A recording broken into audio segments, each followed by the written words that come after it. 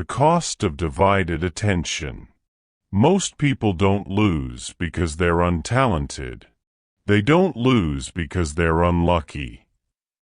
And they definitely don't lose because they're incapable. They lose, quietly, every day. Because their attention is scattered, pulled in 10 directions, owned by everyone, controlled by everything. Look closely at your life. Not the big dreams. Not the goals. Just today. This morning. You woke up, and before your feet even touched the floor, you checked your phone. Messages. Notifications. Other people's problems. Before your day even started, your focus already belonged to the world. Then the rush begins. Emails, calls, tasks, deadlines. You move fast, very fast. You stay busy, extremely busy. But here's the strange part. At the end of the day, you're exhausted, and somehow, you still feel behind. Busy, but behind. Moving, but not progressing. Working, but not winning. And nobody explains why. They just tell you to push harder. Work more. Sleep less. Grind now. Rest later. Later. That word has stolen more lives than failure ever did. Because later never comes. There's always another task, another demand, another distraction. So you keep running, and calling it ambition. You keep saying yes, and calling it responsibility. You keep spreading yourself thin, and calling it productivity. But deep down, you feel something isn't right. Not burnout, not collapse. Just constant heaviness. Like life requires too much effort. Like everything feels harder than it should. Like you're always tired, even when you didn't do anything meaningful. And here's the part nobody tells you. Lean in for this. You're not behind because you lack talent. You're behind because you never get uninterrupted time to use it. Average people try everything. Winners do one thing. Average people react all day. Winners decide their day. Average people answer every call. Winners protect their focus like oxygen. Because focus isn't just a skill. It's leverage. It's power. It's unfair advantage. When your attention stays in one place, results compound. But when your attention is divided, your life stays average. Divided focus guarantees average results. And that's the hidden tax nobody sees. Every notification, every interruption, every quick favor. Tiny pieces of your life being stolen. 5 minutes here, 10 minutes there. By the end of the year, months are gone. Months you could have built something, learned something, changed your life. Instead, you were just responding. And responding is not living. It's surviving. Look at the people who quietly win. Not the loud ones. Not the motivational ones. The calm ones. The focused ones. They don't look stressed. They don't look rushed. They don't look busy. But somehow, they keep advancing, silently, steadily, inevitably, because they stopped trying to do everything and started protecting one thing, their attention. While everyone else scrolls, they build. While everyone else talks, they work. While everyone else chases, they focus. And focus is dangerous, because focused people win quietly. No noise, no announcements, no pressure, just results. That's what this audiobook is about.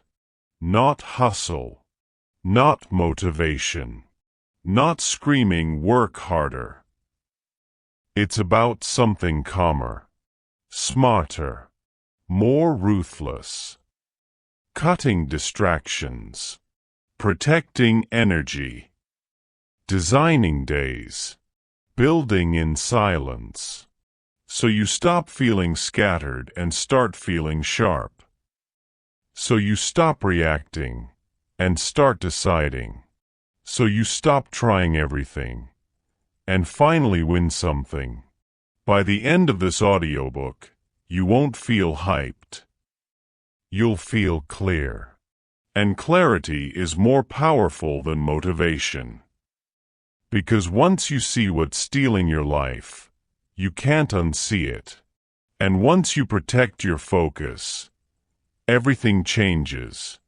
Less noise, more progress, less effort, more results. Calm, but unstoppable. This isn't about becoming louder. It's about becoming sharper. This is not hustle culture. This is quiet dominance. This is focus. Until you win. Let's begin. Chapter 1: The Hidden Tax of Distraction. Nobody wakes up planning to waste their life. Nobody says, "Today, I'll be distracted all day." Nobody chooses average. Nobody chooses falling behind. And yet, somehow, most people end every day feeling the same thing. Tired, behind, unfinished.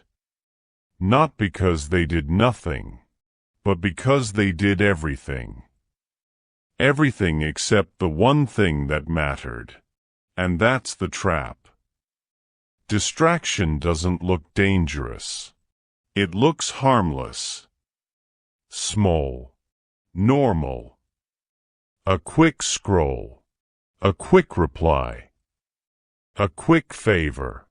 A quick check. Just 5 minutes. Just one notification. Just one interruption. Nothing serious. But stack those nothing serious moments together, and they quietly steal your entire life. Here's how it really happens. Not dramatically. Not in one big mistake. It happens quietly. Ordinary. Invisible.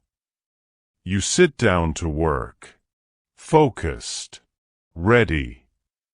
You finally tell yourself, "Today, I'll make progress." Then your phone lights up. One message. You glance. Just 1 second. But your brain is gone now. Gone from the task. Gone from the flow. It takes 20 minutes to focus again. Scientists say that. But you don't need science. You feel it. The restart. You begin again. Then email. Then someone calls your name. Then another quick thing. By the time the day ends, you are busy for 8 hours, but focused for maybe 30 minutes. Maybe. And that's the part that hurts. because you can't even explain why you're behind. You worked all day. You were active all day. But nothing meaningful moved. Nothing deep. Nothing lasting. So you blame yourself. I need more discipline. I need motivation. I need to try harder. No, you don't. You don't need more effort. You need fewer interruptions. But nobody teaches you that. They teach productivity hacks, morning routines, motivation quotes. Meanwhile, your attention is bleeding out all day. Imagine trying to fill a bucket with holes at the bottom. You keep pouring more water, working harder, trying more. But it never fills, because it keeps leaking. That's your focus. Leaking everywhere. To friends, to social media, to random conversations, to other people's emergencies. Everyone has access to you, all the time. Think about that honestly. Right now, who can reach you instantly? 10 people? 20? 100? Your phone, your apps, your notifications, your inbox. Everyone can interrupt you anytime they want. But here's the scary question. When do you get uninterrupted access to yourself? Silence. Exactly. You protect other people's time, but you don't protect your own. And that's expensive. Very expensive. Because attention is life. Whatever you give attention to grows. If you give attention to distractions, distraction becomes your life. If you give attention to building, progress becomes your life. Simple, but brutal. Most people don't lack talent. They lack uninterrupted hours. And uninterrupted hours are where winning happens. Books are written there. Skills are mastered there. Businesses are built there. Bodies are transformed there. Nobody wins in fragments. Nobody. You can't build a future in 5-minute pieces. Deep work needs depth, not scraps. But modern life is engineered to keep you shallow. Scroll, swipe, react, respond, repeat. Always reacting, never creating. And here's the hidden cost nobody talks about. Not just time. Confidence. Because when you never finish anything meaningful, you start believing something is wrong with you. You feel slower, dumber, behind. But it's not you. It's your environment. You're trying to think deeply, inside a world designed for distraction. That's like trying to sleep in the middle of a concert. Of course you're tired. Of course you're behind. You never get real focus. And focus is where power lies. Look at people who quietly succeed. Notice something. They're hard to reach. Not rude. Not arrogant. Just unavailable. Intentionally unavailable. Because they understand something early. Something most people learn too late. Access is expensive. If everyone can reach you, nobody respects your time, including you. So winners protect their attention like money. Actually, more carefully than money.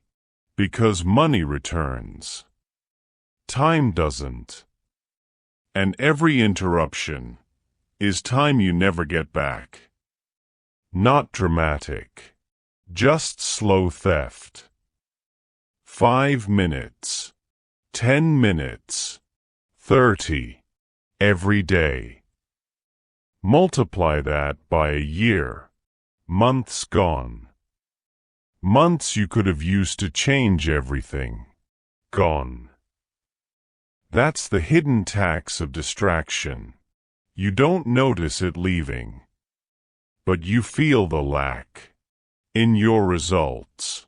In your bank account. In your confidence. So this chapter isn't about blaming you. It's about waking you up. Because once you see the leaks, you stop pouring harder. You start sealing the holes. You start protecting your focus. Saying no. Turning things off. Closing doors. Creating silence. And silence is where winners are built. Not noise. Not chaos. Quiet. Deep. Undisturbed hours. That's the unfair advantage.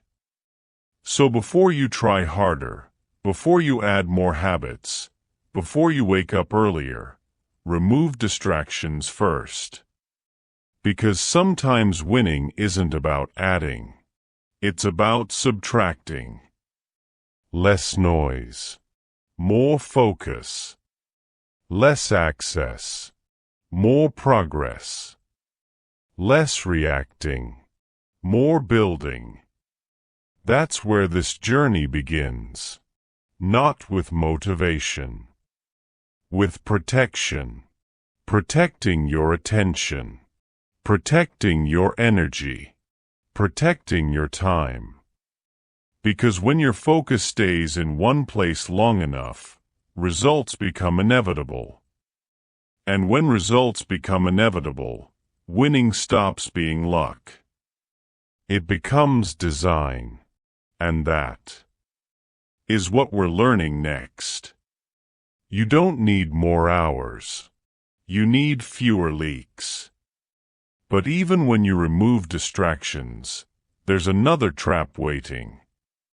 The illusion of being busy, doing a lot, but going nowhere. Let's talk about that.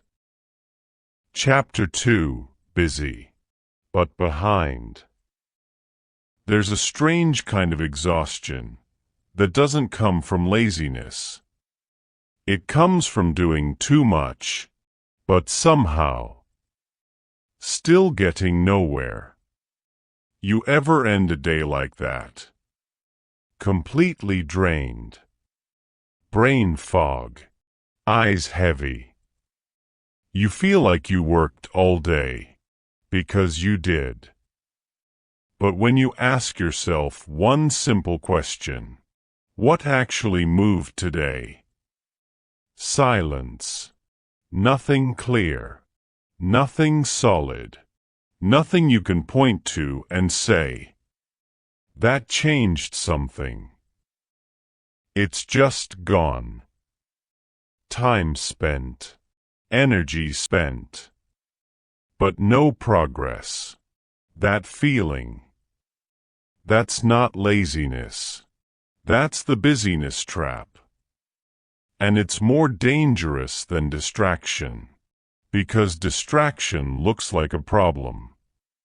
Busyness looks responsible. Which means nobody questions it. You wake up early. You answer messages. You reply to emails. You attend calls. You help people. You run errands. You fix small problems. You cross things off. Your day is full, packed, overflowing. If someone watches you, you look productive. You look serious, hardworking, reliable. But here's the uncomfortable truth. Looking productive and making progress are not the same thing. At all. Not even close. Because busyness is movement. Progress is direction. You can move all day and still be standing still. Picture a rocking chair. It moves constantly. Forward, back, forward, back. Lots of effort. But it never goes anywhere. That's most people's lives. Constant motion. Zero distance. And nobody teaches you the difference. They just say, stay busy. Keep grinding. Don't stop. As if movement alone guarantees results. But if that were true, the busiest people would all be winning. They're not. Look carefully. The people always rushing, always answering, always reacting, are usually the most stuck, while the people who seem calm, almost slow, are the ones quietly advancing. That's confusing at first, because it breaks everything you were taught. You were told, more effort equals more success. But reality whispers something different. More clarity equals more success, more focus, more intention, less, but precise, not more, but scattered. Here's how busyness sneaks in, very subtly. You start your day with a plan, something meaningful, something important. Maybe writing, maybe studying, maybe building something. Then someone asks for just 5 minutes. You say yes. Then another small task appears. Quick thing, easy thing. Then another, then another. Nothing big, nothing urgent. But together, they swallow your entire day. And by night, you're too tired for the thing that actually matters. So you say, I'll do it tomorrow. Tomorrow becomes next week. Next week becomes next month. Dreams slowly rot, not from failure, but from postponement. That's the tragedy of busyness. It doesn't destroy your goals loudly. It buries them quietly. Under errands, under requests, under other people's priorities. And you start believing something dangerous. I just don't have time. But that's rarely true. You had time. You just gave it away, piece by piece, to things that didn't matter, because they felt urgent. Urgent is loud. Important is quiet. Urgent screams. Important whispers. So guess what most people respond to? The screaming. Notifications. Messages. Requests. Deadlines. Noise. Meanwhile, the one thing that could change your life waits silently, ignored.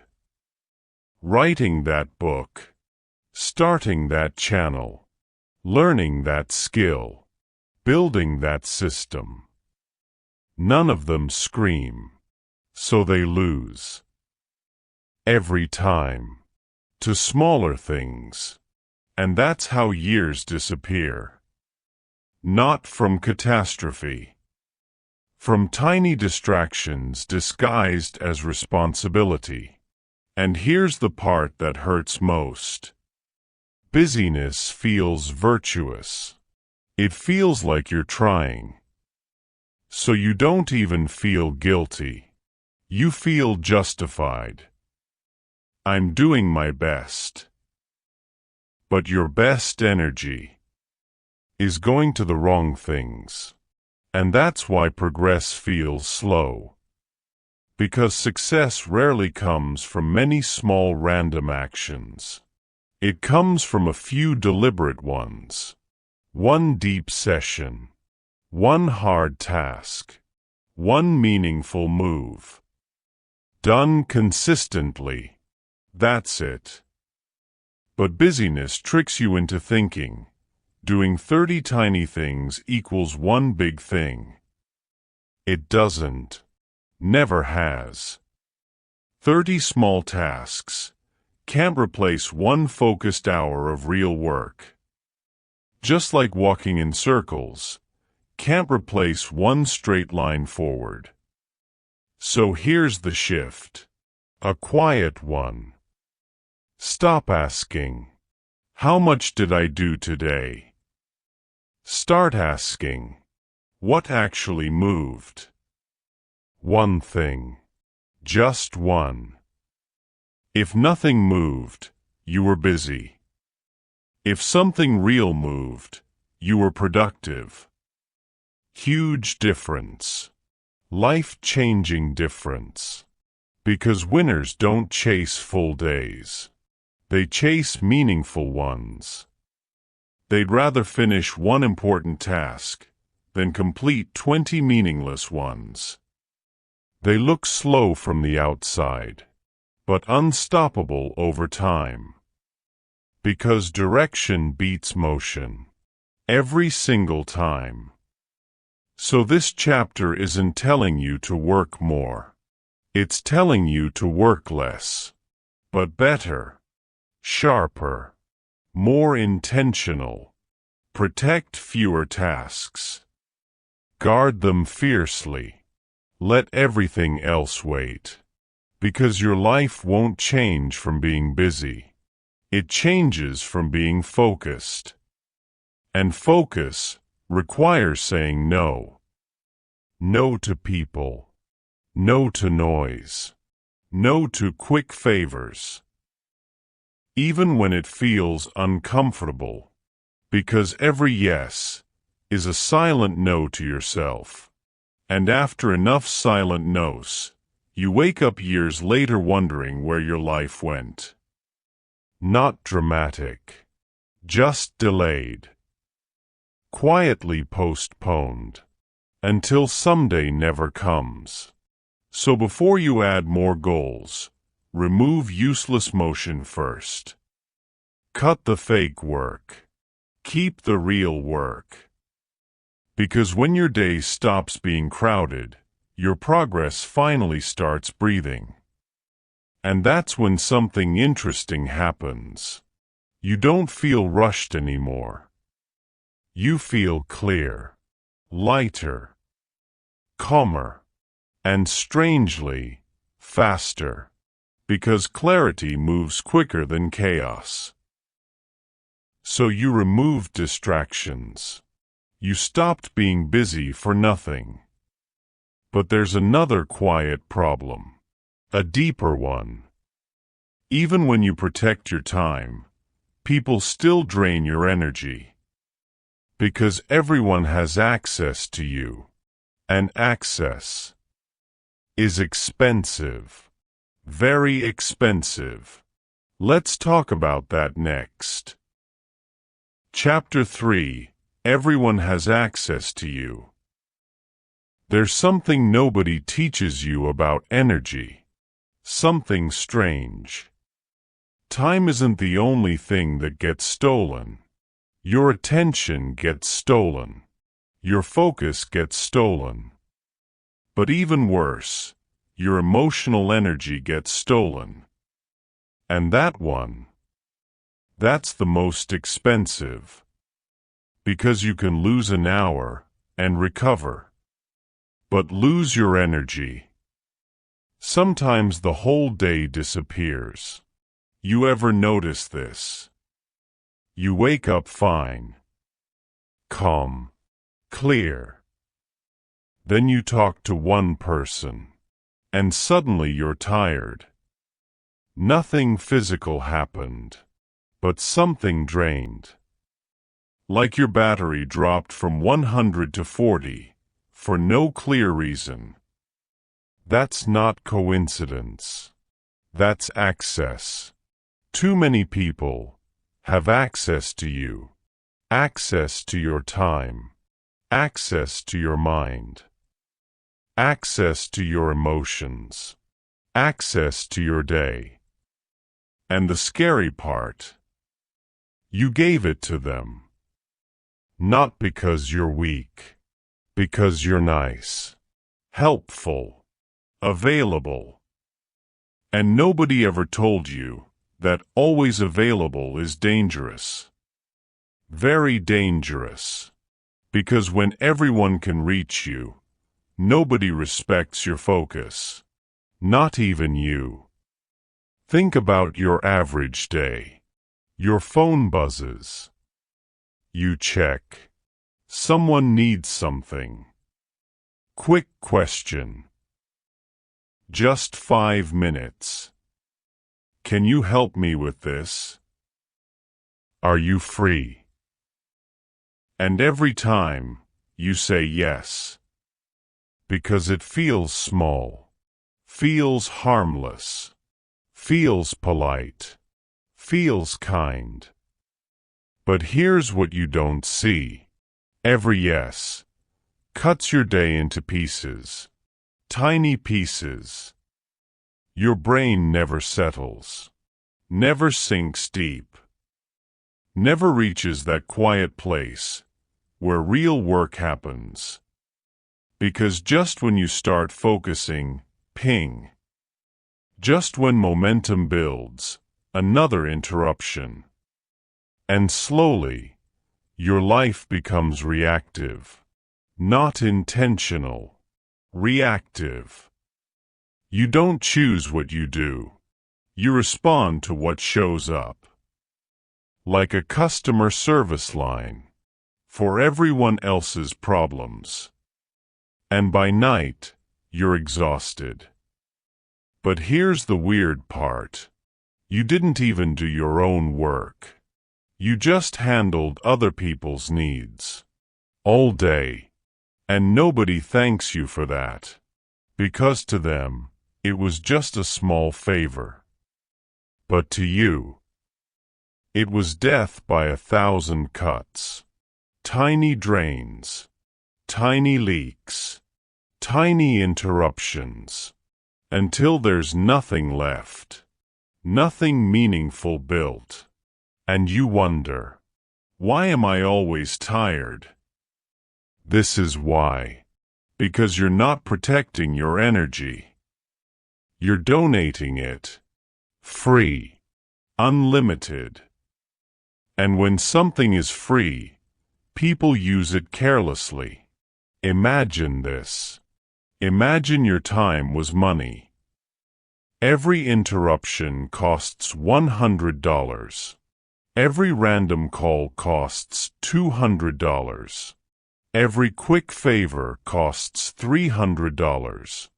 Would you still say yes so easily? No. You'd be selective, careful, protective. But because energy is invisible, you treat it like it's unlimited. It's not. It's your most valuable resource. More valuable than time. Because without energy, time is useless. You can sit for hours and still do nothing. So the real winners, they don't just protect time. They protect access. Very aggressively. Notice something about focused people. They're hard to reach. Not rude. Just unavailable. They don't reply instantly. They don't pick every call. They don't explain themselves. They don't apologize for being busy. They guard their space because they understand something early. Every interruption has a cost, and they refuse to pay it. But you were taught the opposite. Be nice. Be helpful. Be responsive. Be available. So now, everyone owns a piece of you. Your boss. Your friends. Your family. Group chats. Social media. Notifications. Everyone can reach you instantly, which means you never fully belong to yourself. And that's the real problem. You can't win when your attention is rented out. You can't build when your focus is constantly borrowed. You can't grow when your energy belongs to everybody else. Focus requires solitude, and solitude requires boundaries. Boundaries feel uncomfortable at first, because you think you're disappointing people. But here's the truth. If protecting your life disappoints someone, they weren't respecting you anyway. They were just using your availability. And that's harsh, but freeing. Because once you accept that, something shifts. You stop trying to be liked, and start trying to be focused. You stop replying instantly. You respond intentionally. You stop saying yes automatically. You pause. You ask yourself, does this move my life forward? If the answer is no, you let it wait. Not mean, just disciplined. Because discipline isn't only about waking early. It's about saying no, over and over again, until your life becomes quiet. And quiet is where winning happens. Not noise, not chaos. Quiet, deep work, deep thinking, deep progress. That only happens when people don't own your attention, when access becomes rare, when your time feels sacred, untouchable. That's when momentum finally shows up, because nothing keeps stopping you. And for the first time, you feel in control, not reacting, choosing, not answering everyone, answering yourself first. So you cut the noise. You protect your time. You limit access. But there's still one more silent killer. Even when nobody interrupts you, your mind still feels scattered. Because the world trained you to multitask, to switch constantly. And that habit destroyed your ability to go deep. Let's talk about that next. Chapter 4: The Death of Deep Work. There was a time when humans did one thing at a time. Just one. And they did it slowly, deeply, completely. If they were farming, they farmed. If they were building, they built. If they were resting, they actually rested. No switching. No jumping. No constant checking. Just presence. Full presence. And presence is where quality lives. It's where mastery lives. It's where real results are born. But somewhere along the way, that ability died. Quietly. Without a funeral. Nobody noticed. Because we called it progress. Phones. Apps. Notifications. messages, feeds. Faster, always faster.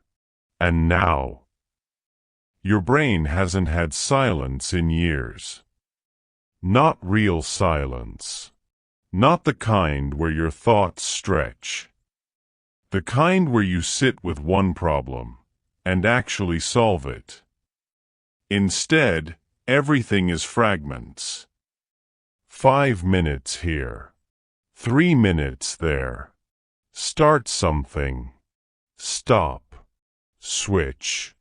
Check. Respond. Return.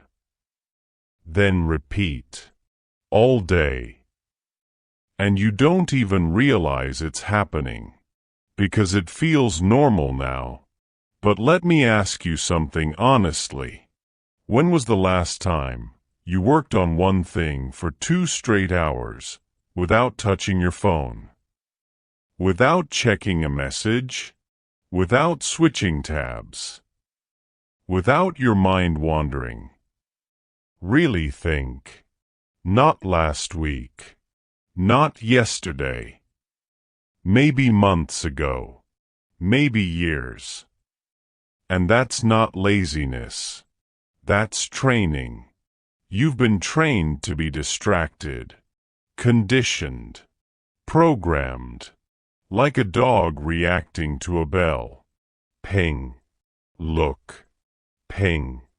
Check. Ping. Respond. Every notification is a command, and you obey instantly. Even when it's meaningless. Even when it doesn't matter. Even when it destroys your focus. Especially then. Because your brain now craves interruption. It craves novelty. Tiny hits of dopamine. Scrolling. Checking. Refreshing. Little rewards. Little distractions. Little escapes. And slowly, your attention span shrinks. Like a muscle that hasn't been used. Weak. Unstable. Restless. So when it's finally time to do something important, something meaningful, something that actually moves your life forward, you can't sit still. You try, but your brain twitches. Check your phone.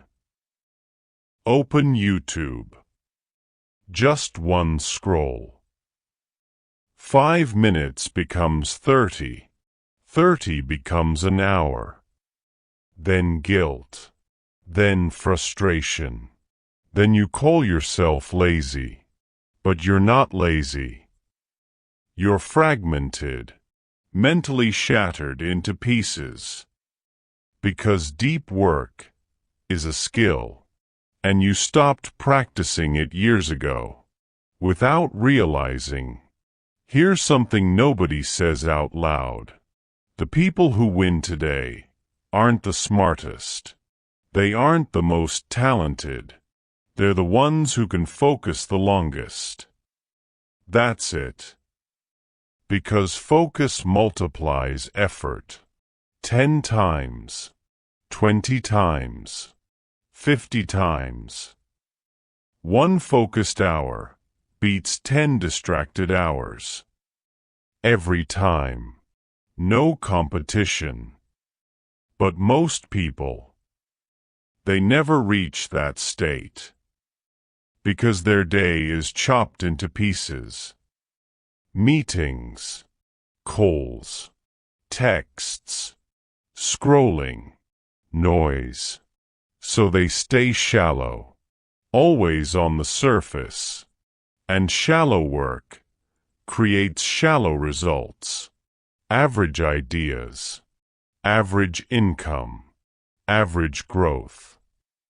Not because they lack ability, but because they never go deep enough to unlock it. Deep work feels uncomfortable at first. Very uncomfortable.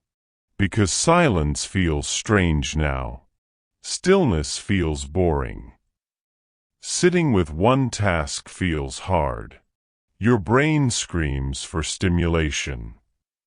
But here's the twist. That discomfort, that's the doorway. That's where greatness lives. Right after boredom. Right after resistance. Because once you stay, once you push past the urge to check, something magical happens. Your mind slows down, then sharpens, then locks in. Time disappears. Ideas connect. Solutions appear. Work flows. You enter that rare state, where everything feels effortless. That's deep work. That's flow. And that's where winners live. Daily. But you can't reach that place if you keep breaking your own attention. Imagine planting a seed, then digging it up every 5 minutes to check if it's growing. That's what distraction does. You never let anything develop. Never let ideas mature. Never let skills compound. Everything stays half done, half built, half realized. So life feels stuck. Not because you're incapable, but because you never stay long enough to break through. Deep work isn't glamorous. It's quiet, boring, invisible. Nobody claps while you focus. Nobody posts about it. It doesn't look impressive, but it changes everything. Because while everyone else is distracted, you're compounding. While they scroll, you build. While they react, you create. And 6 months later, the gap shows. A big gap. One they can't explain. They'll call you lucky, talented, disciplined. But the truth, you just protected your attention. That's it. Nothing fancy. Just silence. Just focus. Just depth. So now you see it. Distraction isn't small. It's lethal. It kills potential quietly. But here's the final twist. Even knowing all this, you still struggle sometimes. Still procrastinate. Still delay. And you blame motivation. You think you need more drive, more inspiration, more hype. But that's not the problem. Not even close. The real issue is your environment. Because willpower loses when the setup is wrong. Let's talk about that next. Chapter 5. Motivation is not the problem. Most people think they lack motivation. They say it like a confession. I'm just not disciplined enough. I'm lazy lately. I don't feel inspired. They whisper it, like it's a character flaw, like something is wrong with them, something broken inside. So they try to fix themselves. More podcasts, more videos, more quotes, more wake up at 5 a.m., more push harder, more grind. And for a few days, it works. You feel fired up, motivated, focused, determined. You make plans, big plans, clean schedules, perfect routines. This time will be different. You really believe it. Then 3 days later, everything collapses. Back to scrolling. back to procrastinating, back to delay. And you feel worse, because now you're disappointed in yourself. Again. Same cycle. So you label yourself undisciplined, unfocused, weak. But what if it was never you? What if the problem was the room you're standing in, not your mind, not your character, but your environment, the setup around you? Because here's something most people don't understand. Motivation is fragile. Very fragile. It's not meant to carry your life. It's like a spark, not a fuel tank. Sparks fade. Systems last. But you were never taught to build systems. You were taught to hype yourself. And hype always dies. Let me show you something simple. Very simple. Imagine two people. Same goals. Same talent. Same dreams. Person A relies on motivation. Person B relies on design. Person A wakes up and says, "I hope I feel productive today." Person B wakes up and says, "My day is already decided." Person A keeps their phone beside the bed. Notifications waiting. Temptations waiting. Person B keeps their phone in another room. Silence. Space. Person A works on the same desk they watch movies on. Eat on. Scroll on. Relax on. Person B has one space. Only for work. Nothing else. Now tell me honestly. Who will focus longer? Who will win consistently? Not the more motivated one. The better designed one. Every time. Because willpower loses. When temptation is everywhere. It's not a fair fight. It never was. And yet, you blame yourself. You say, "I need more discipline." While sitting in a room designed for distraction. That's like trying to diet, with cake on the table. Every day. Right in front of you. And then calling yourself weak for eating it. That's not weakness. That's environment. Predictable. Human. Normal. Here's the uncomfortable truth. Your environment is shaping you more than your intentions.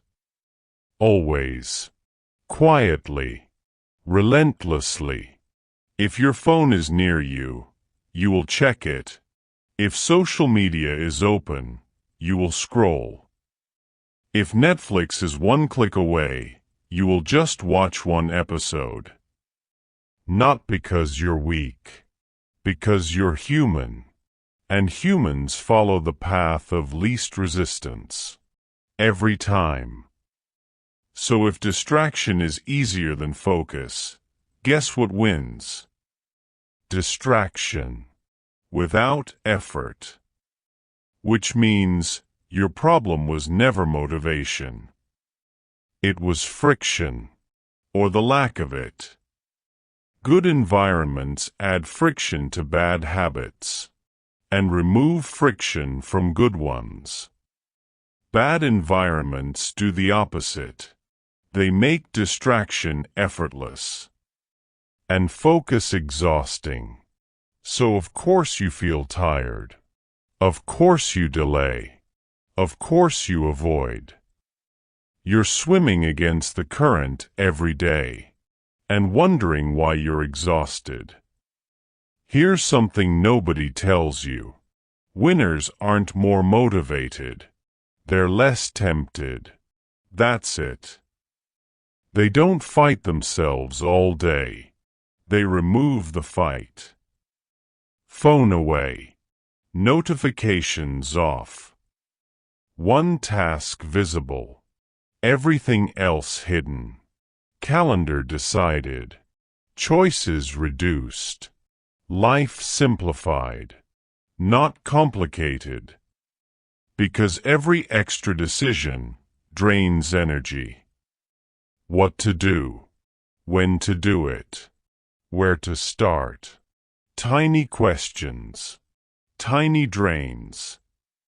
By noon, you're already tired. Not from work. From deciding. Decision fatigue is real. Very real. And most people are drowning in it, then blaming motivation. But imagine this instead. You wake up. No choices. Just a clear plan. Same place. Same time. Same first task. No thinking. Just starting. Suddenly, life feels lighter. Not because you're stronger, but because you removed resistance. This is what people miss. Focus isn't forced. It's engineered, designed, built. Which means you don't need to be better. You just need to design better. Big difference. One path is guilt. The other is freedom. Because once your environment supports you, progress feels natural, not forced, not heavy. And that's the goal. Not hero-level discipline. Calm consistency. Quiet progress. The kind that doesn't feel dramatic, but compounds quietly. So now you understand something important. You're not broken. You're badly set up. And setup can be changed. But here's the next shift. Even with a good environment, your energy still matters. Your boundaries matter. Because if everyone keeps taking from you, you'll have nothing left to focus with. So next, we talk about protection. Protection of your time. Protection of your attention. Protection of yourself. Because winners don't just work harder. They guard their energy like Go. Chapter 6. Winners protect their energy. Boundaries are self-respect. Before we talk about winning, we need to talk about something quieter. Something invisible. Something most people never measure. But it controls everything. Your energy. Not time. Not money. Energy. Because time means nothing if you're too drained to use it. And money means nothing if you're too exhausted to enjoy it. Energy is the real currency. Without it, nothing moves. No focus. No clarity. No discipline. Just survival. And most people are living in survival mode every day.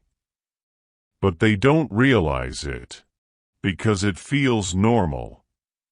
They wake up tired. Stay tired. Go to bed tired. And call that adulthood. Life is just stressful. Everyone is tired. So they accept it, like it's fate.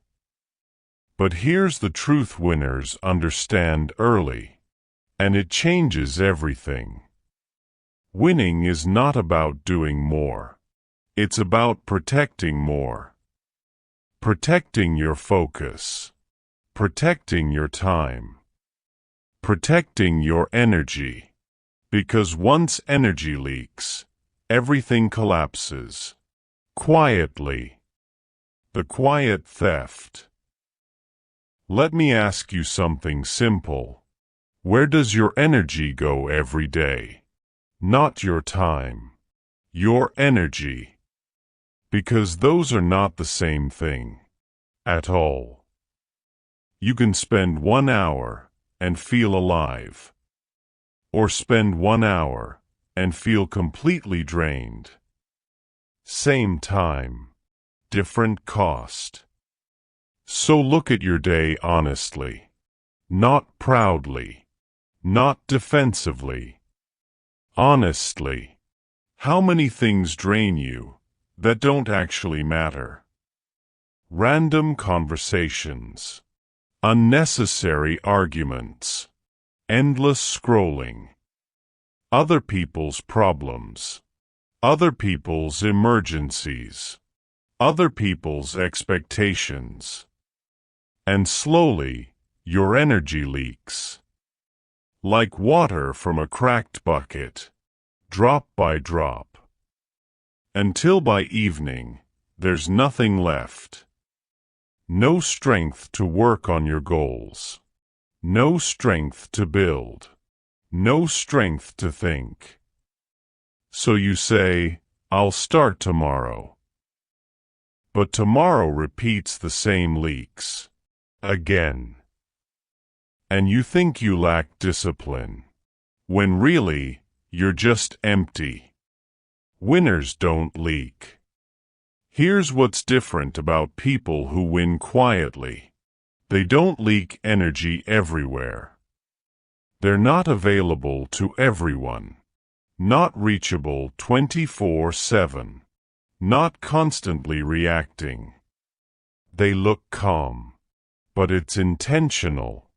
They choose what deserves their energy. And what doesn't. Most people never choose. They just respond. Phone rings. Answer. Message comes. Reply. Someone asks. Say yes. All day long. Reacting. Reacting. Reacting. That's not control.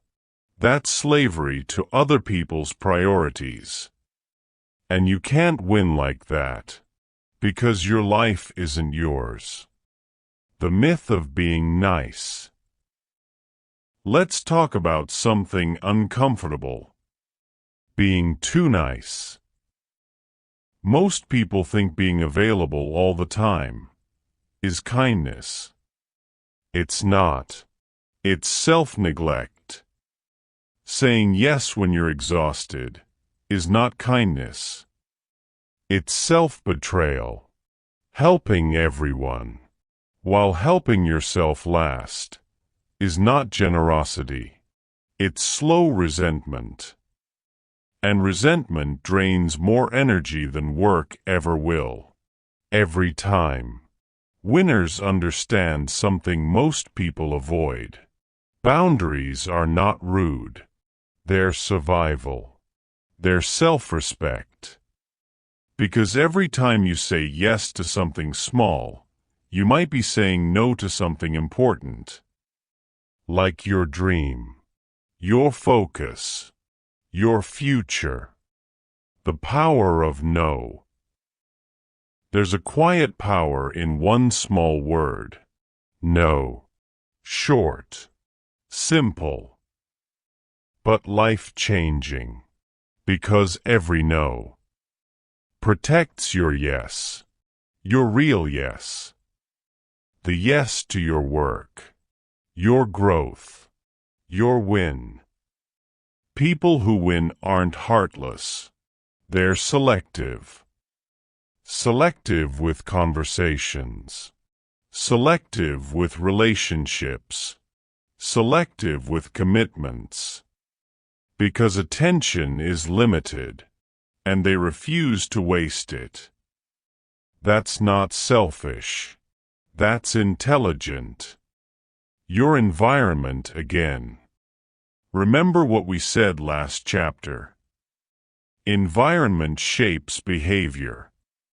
That includes people too, not just phones. If you're surrounded by chaos, you'll feel chaotic. If you're surrounded by drama, you'll feel drained.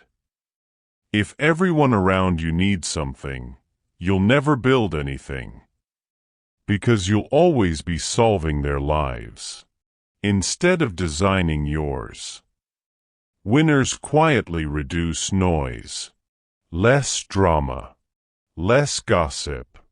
Less random talk. More silence. More thinking. More building. Silence is not loneliness. It's protection. Energy is momentum. Here's something beautiful. When you protect energy, you create momentum. Small wins feel easier. Focus feels natural. Discipline feels lighter. Not because you changed personality, but because you stopped bleeding energy everywhere. And suddenly, you're not exhausted at 6 p.m. You still have strength, still have clarity, still have drive. And that's when real work begins. Final truth. Listen carefully, because this might be the most important line in this entire book. You don't need more time. You need less leakage. You don't need more motivation. You need better protection. Because the person who guards their energy always outperforms the person who wastes it. Not loudly, quietly, consistently, inevitably. So now you've stopped leaking. You've protected your energy. Good. But there's another layer. Something even deeper. Because even with energy, you still need clarity. You still need space. Space to think. Space to grow. Space to hear yourself again. And that only comes from one place. Solitude. Quiet. Alone time. Not loneliness. Power. Chapter 7. Solitude is a superpower. Why being alone multiplies clarity. Most people are never alone. Not truly. Even when they're by themselves, their mind isn't. Noise. Music. Videos. Notifications. Messages. Constant input. Constant distraction. Silence feels uncomfortable, almost scary. So the moment things get quiet, they reach for something. Phone, TV, conversation, anything. Anything but stillness.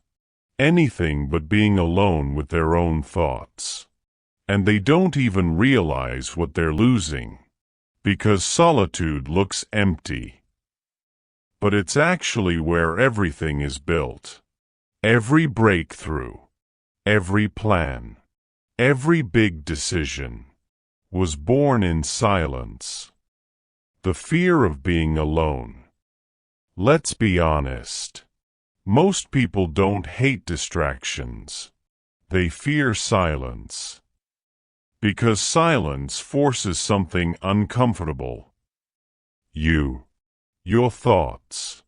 Your doubts. Your truth. No music to hide behind. No scrolling to escape. Just you. And most people have never learned how to sit with themselves. So they stay busy. Not productive. Busy. Because busy feels safer than quiet. But busy kills clarity. And without clarity, you can't win anything. Winners disappear. Have you ever noticed something strange? Right before someone levels up, they disappear. They stop showing up everywhere. They stop talking too much. Stop explaining themselves. Stop posting every move. They go quiet. Very quiet. At first, people think something's wrong. Why is he distant? Why is she not around? But nothing is wrong. They're building. And building requires silence. Deep silence. Because you cannot hear your own mind in a crowded room. You cannot design your life while reacting to everyone else's. And you definitely cannot focus if you're constantly available. So winners disappear. Not to be mysterious. To be effective. Attention needs space. Focus is fragile. Very fragile. It's not strong like people think. It doesn't survive noise. It needs space. Like a plant needs sunlight. If your day is full of voices, calls, messages, requests, your mind never settles. It keeps switching, switching, switching. And every switch costs energy. By the end of the day, you're tired, but you didn't create anything meaningful, because your brain never went deep. It stayed shallow all day. Surface thinking. Surface results. That's average life. Always reacting. Never creating. The depth advantage. There's something powerful about depth. When you stay with one thought long enough, it becomes insight. When you stay with one task long enough, it becomes mastery. When you stay alone long enough, you finally hear yourself clearly. Not society. Not friends. Not pressure. Just you. Your real desires. Your real priorities. Your real direction. And that clarity is unfair. Because most people never reach it. They're too distracted. The noise addiction. Here's something nobody admits. We're addicted to noise, constant updates, constant entertainment, constant connection. It feels productive, but it's just stimulation. Stimulation is not progress. It's escape. Escape from boredom. Escape from thinking. Escape from truth. But growth only happens when you stop escaping and sit. Sit with your thoughts. Sit with the discomfort. Sit with the silence. Because that's where real decisions are made. Alone is not lonely. Let's fix something important. Solitude is not loneliness. Loneliness is feeling disconnected. Solitude is choosing space. Loneliness drains you. Solitude charges you. Loneliness feels empty. Solitude feels clear. Winners choose solitude on purpose, not because they hate people, but because they love their future. More than constant company. The thinking advantage. Most people never think deeply. They just react quickly. But quick reactions build average lives. Deep thinking builds extraordinary ones. And deep thinking needs time. And quiet. Imagine this. 1 hour alone. No phone. No music. No noise. Just a notebook. And your mind. At first, it feels boring. Then uncomfortable. Then something shifts. Ideas appear. Clarity appears. Solutions appear. Problems untangle themselves. Because your brain finally had space. That 1 hour can change more than 10 busy hours. That's the solitude advantage. Protecting your alone time. So here's the rule winners follow. Non-negotiable solitude. Not if I have time. Scheduled. Protected. Sacred. Like an appointment with yourself. Because it is. No one else gets that time. No calls. No messages. No requests. Just thinking. Planning. Building. That's where momentum starts. Quietly. While everyone else is distracted, you're designing. While they're talking, you're building. While they're reacting, you're deciding. That's how gaps form. Small daily gaps. Which turn into huge advantages later. The truth. Listen carefully. If you can't be alone, you can't focus. If you can't focus, you can't build anything meaningful. And if you can't build, you'll stay average forever. Not because you're incapable. Because you're too distracted. Too accessible. Too noisy. Solitude fixes that. It sharpens you. It hardens your mind. It clarifies your direction. It turns you into someone who knows exactly what to do next. And clarity is power. So from today, stop fearing quiet. Stop filling every moment. Stop escaping your own mind. Because the life you want is waiting on the other side of silence. Protect your energy. Now protect your space. Because once you have both, focus becomes natural. Not forced. Not exhausting. Natural. Energy protected. Space created. Good. But there's still one mistake most people make. They wait to feel ready. They wait to feel inspired. They wait for motivation. And wait. And wait. But winners don't wait. They act. Even without the feeling. Because discipline beats inspiration every time. Chapter 8. Discipline beats inspiration. Stop waiting to feel ready. Most people are waiting. Waiting for the right mood. The right day. The right energy. They don't say it out loud, but it shows in their life. I'll start tomorrow. I'm not feeling it today. Let me prepare first. Later. Always later.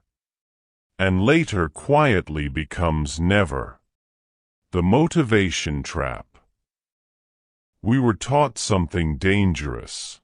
Something that sounds positive, but ruins progress. Wait until you feel motivated. It sounds wise, gentle, healthy, but it's a trap, because motivation is unstable. It comes and goes like weather. Some days sunny, some days empty. If your life depends on motivation, your life will never be consistent. And without consistency, nothing compounds. No skill, no money, no growth. Everything resets. Again and again. So you stay stuck at the starting line. The lie about feeling ready. Here's the truth nobody tells you. You will almost never feel ready. Not fully. Not confident. Not certain. There will always be doubt. Always hesitation. Always resistance. Because the brain loves comfort. It hates effort. Hates uncertainty. Hates growth. So when you say, "I don't feel ready," what you really mean is, "My brain wants to stay safe." And safe is average. Safe never wins. Watch your past. Think back. Every big thing you've done. Did you feel fully ready? Or did you just start scared? Starting that job. Moving to a new place. Trying something new. You didn't feel ready. You moved anyway. And that's why it worked. Action created confidence. Not the other way around. Read that slowly. Action creates confidence. Confidence does not create action. But most people reverse it. They wait to feel confident first. So they never move. The discipline difference. This is where winners separate. Quietly. Not smarter.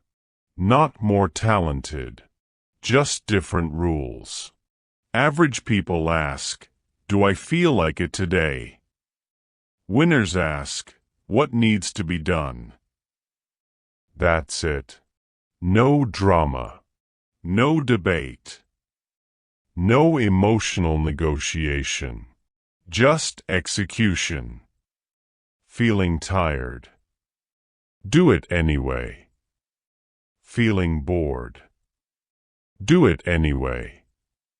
Not inspired. Do it anyway. Because discipline ignores mood. And mood is unreliable. Why inspiration fails? Inspiration feels good, powerful, electric. But it's short, very short. It lasts hours, maybe days. Then it disappears, and you're back to normal. If your progress only happens when you're inspired, you'll only move a few days a month. The rest, stuck. But discipline doesn't disappear. It doesn't depend on feelings. It depends on rules. Rules beat emotions. Here's something simple. Rules are stronger than emotions. If you decide, "I work from 6 to 8 every morning," that's a rule, not a suggestion. Now your brain stops negotiating, because it's not optional. Like brushing your teeth.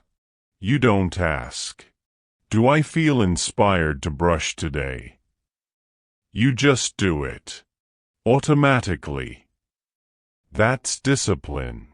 Remove the debate. Debate kills momentum. The hidden exhaustion. People think discipline is tiring, but it's actually the opposite. Indecision is tiring. Overthinking is tiring. Negotiating with yourself is exhausting. Should I work now? Maybe later. Maybe tomorrow. That mental battle drains more energy than just doing the task. Once. Cleanly. Quietly. Discipline removes the argument, and silence saves energy. The compound effect. Here's what most people don't see. Discipline looks boring daily, but magical yearly. 1 hour a day doesn't look impressive until it becomes 365 hours. 1 page a day doesn't matter until it becomes a book. 1 workout doesn't change your body until it becomes months. This is the quiet advantage. Small, daily, unemotional, but unstoppable. While others wait for inspiration, you stack days. And stacking days is how people win. Let's go deeper. Because this isn't about habits. It's about identity. Who you think you are. If you see yourself as, I'm someone who works when I feel like it, you'll always quit early. But if you decide, I'm someone who does what I said I would do, everything changes. Because now it's not about mood. It's about self-respect. Keeping promises to yourself, even small ones. Especially small ones, because that builds trust. And once you trust yourself, you become dangerous. The quiet power. There's something powerful about a disciplined person. They're calm, not loud, not dramatic. They don't talk big. They just show up. Every day. Same time. Same effort. And that consistency intimidates everyone. Because everyone else is inconsistent. Up and down. Start and stop. But you. Steady. Like a machine. Machines win. The truth. Listen carefully. If you only act when motivated, you'll stay average forever. Not because you're incapable, because you're waiting. And life doesn't reward waiting. It rewards execution. Daily. So stop asking, do I feel ready? Start asking, what did I promise myself today? Then do it. Even quietly. Especially quietly. Motivation is a spark. Discipline is the engine. Sparks fade. Engines run. If you want to win, build an engine. Show up when it's boring. Show up when it's quiet. Show up when nobody's watching. Because those are the days that actually change your life. You've protected your energy. You've created solitude. Now you've built discipline. Good. But there's one more mistake people make. They try to do everything at once. 10 goals. 10 tasks. 10 directions. And end up average at all of them. Because divided focus guarantees divided results. So next, we simplify. Radically. 1 target. 1 direction. 1 obsession. Chapter 9. The power of doing one thing. Why divided focus guarantees average results. Look at your day. Not the version you planned. The real version. How many things are you trying to do at once? Be honest. Work. Messages. Notifications. Calls. Ideas. Responsibilities. Plans. All at the same time. Your mind never lands. It jumps. Task to task. Thought to thought. Like a mosquito. Never still long enough to matter. And at the end of the day, you're exhausted. But strangely, nothing important moved forward. You were busy, but not effective. Moving, but not progressing. The illusion of productivity. Modern life taught you something dangerous. Multitasking equals productivity. More tasks means more progress. Doing many things makes you important. But it's a lie. A very expensive lie. Because multitasking isn't doing many things. It's switching poorly between many things. And every switch costs you. Costs focus. Costs time. Costs energy. Tiny pieces. But tiny losses stack fast. By evening, you're drained. Not from depth. From fragmentation. The scattered mind. Picture this. You sit down to work. Open your laptop. Start typing. 2 minutes later, notification. Check phone. Reply. Back to work. Then email. Then message. Then random thought. Then another tab. Then scrolling just for a second. An hour passes. And you barely did anything. But your brain feels tired. Heavy. Because constant switching is mentally expensive. It's like trying to run, while changing direction every 2 steps. You never build speed. Only frustration. Why average people stay average? Here's something uncomfortable. Most people never fail from lack of talent. They fail from lack of focus. Too many goals. Too many plans. Too many maybe. Learn coding. Start YouTube. Read books. Gym. Business. Side hustle. Courses. Networking. Everything sounds important. So they split their energy. Everywhere. And when energy is split, nothing grows.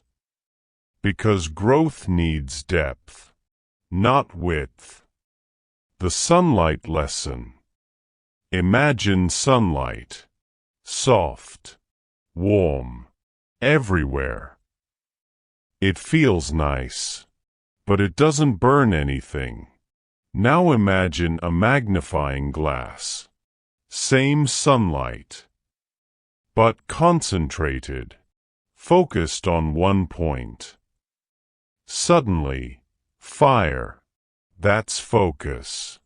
Same energy. Different results. Scattered energy warms. Focused energy burns. Winners burn. The myth of balance. People talk about balance like it's a rule. Balance everything. Do a little of everything. Sounds healthy. But for progress, it's weak. Because balance spreads you thin. And thin effort produces thin results. You don't become excellent by dividing attention. You become excellent by obsessing. Quietly. Relentlessly. One direction. For a long time. The uncomfortable truth. You can't have everything at once. Nobody tells you that. They say you can do it all. But that's fantasy. Reality is harsher. and simpler.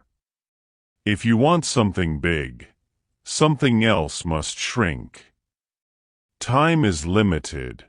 Energy is limited. Attention is limited. So choice is mandatory.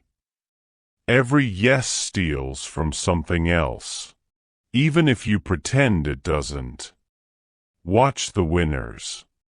Look at people who actually win. Not influencers. Not talkers. Real builders. They disappear. Quiet. Unavailable. Almost boring. Because they're not everywhere. They're somewhere. Deep. They don't chase 10 things. They chase one. And chase it until it breaks open. Until it pays. Until it works. Until it wins. The cost of keeping options open. There's another trap. I want to keep my options open.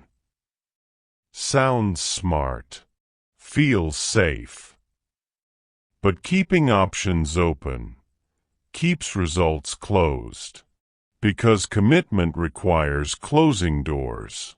Painful. Uncomfortable. Necessary.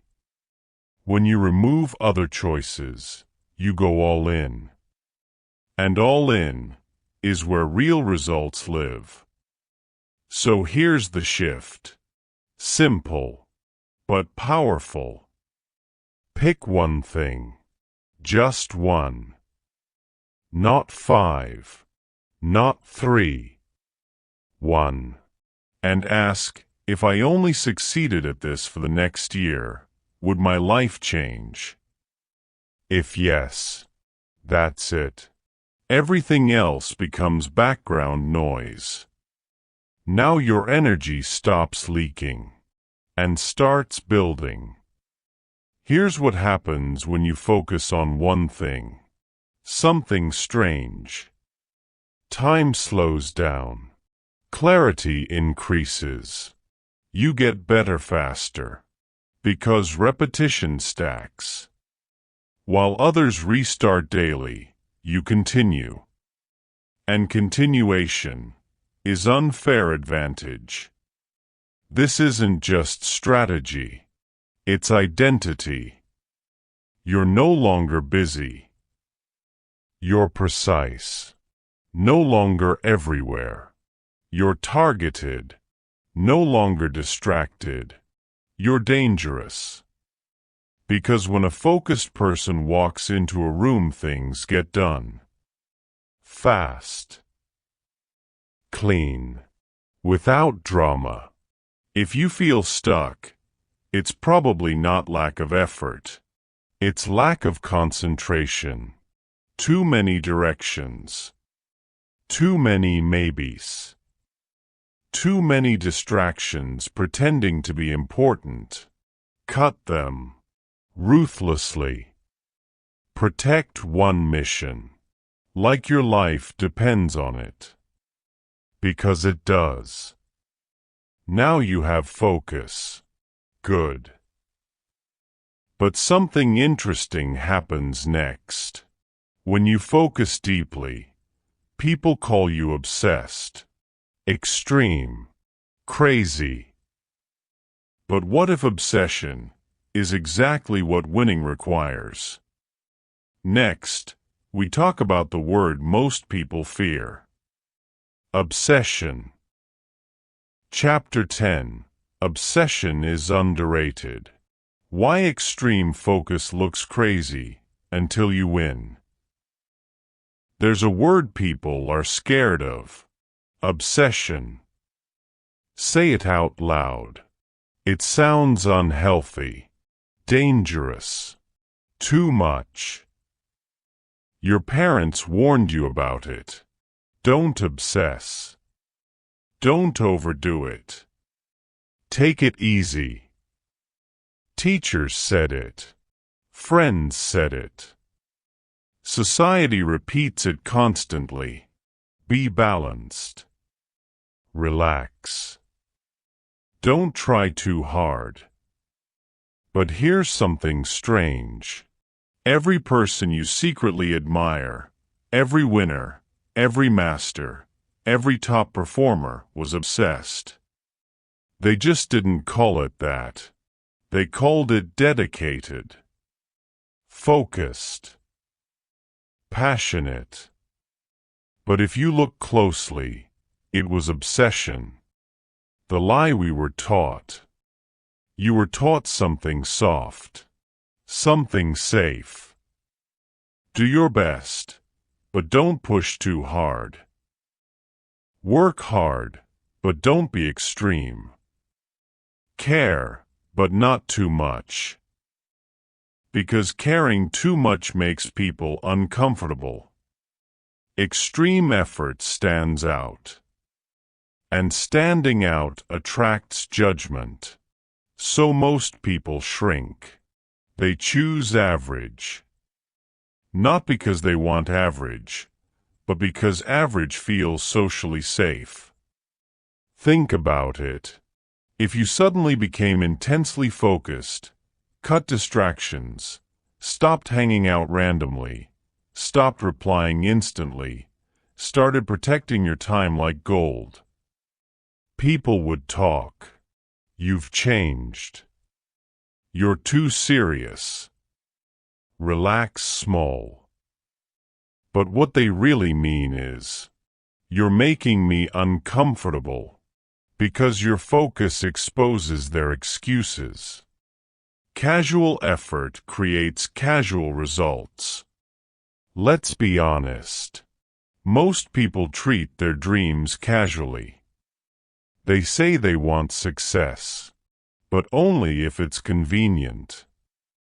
They say they want to win, but only if it doesn't require sacrifice. They want results, with relaxed commitment. That never works. Never. Because life doesn't reward interest. It rewards intensity. Interest says, I'll try when I feel like it. Obsession says, I'm doing this whether I feel like it or not. One is emotional. The other is inevitable. Guess which one wins?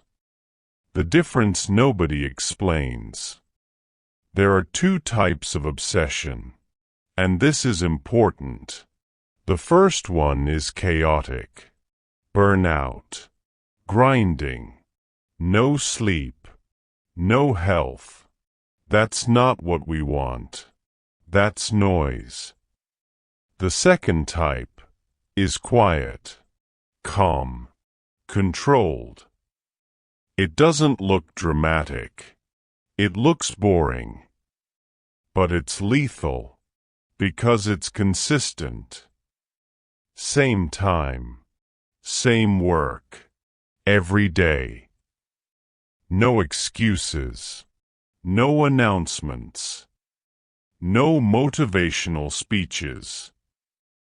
Just repetition. That's the obsession winner's use. Watch how masters work. Look at anyone truly great. Not flashy people. Real masters. They repeat the same thing. Again. Again. Again. While others get bored, they go deeper. While others switch goals, they double down. While others chase trends, they refine skill. It looks boring from outside, but boring is powerful. Because boring stacks, and stacks compound. Obsession is simply refusing to stop. The uncomfortable truth. You don't become exceptional casually. You become exceptional obsessively. Not loud. Not dramatic. Just deeply committed. Longer than everyone else. Here's what people won't admit. Winners aren't more talented. They just stay longer. long enough for skill to compound, long enough for momentum to build, long enough for others to quit. Time plus obsession equals unfair advantage. The crazy phase. There's always a phase, a lonely one. When you look crazy, when nobody understands you, when results aren't visible yet, but you keep showing up. Every day, same work. No applause, no recognition, just faith and repetition. This is where most people quit, because it feels pointless. But this is exactly where winners separate. They stay. They don't negotiate with their feelings. They just continue. And one day, something clicks. Results show up. Skill explodes. Momentum becomes visible. And suddenly, everyone calls them talented, gifted, lucky. Nobody saw the obsession. Focus is calm obsession. Let's redefine it. Obsession isn't stress. It isn't panic. It isn't hustle culture. It's simply this: caring deeply enough to show up daily, without drama, without excuses, without distraction, for years if necessary. That's it. Nothing glamorous, just relentless consistency, calm, quiet, dangerous. Why most people never do it? Because it's uncomfortable. You have to say no. No to parties. No to random scrolling. No to constant availability. No to wasting hours. And people don't like saying no. They want to belong. But belonging often costs progress. And progress requires solitude. So most people choose comfort and stay average. So here's the invitation. Stop trying to look balanced. Stop trying to look normal. Stop trying to please everyone. Choose one thing and go deeper than feels comfortable. Protect it. Obsess over it. Not loudly, quietly, not dramatically, consistently. Because calm obsession wins every time. They will call you extreme. Let them. They will say you're too focused. Good. They will say you've changed. Exactly. Because average people protect comfort. Winners protect focus. And when the results come, nobody will call you obsessed. They'll call you successful and pretend it was easy. Now you understand focus. You understand obsession. But something else matters. Something deeper. Because even with discipline, even with intensity, if your days are messy, you'll still waste energy. So next, we design structure. We design your environment. We design your system. Chapter 11. Design your days like a machine. Routines that remove decision fatigue. Discipline sounds strong, but it's weak. Motivation sounds powerful, but it's unreliable. Feelings change. Energy changes. Weather changes. Mood changes. So if your success depends on how you feel, you already lost. Because feelings are unstable. And unstable things don't win consistently. Here's what most people don't understand. Winners don't wake up motivated. They wake up scheduled. And that changes everything. The mistake almost everyone makes.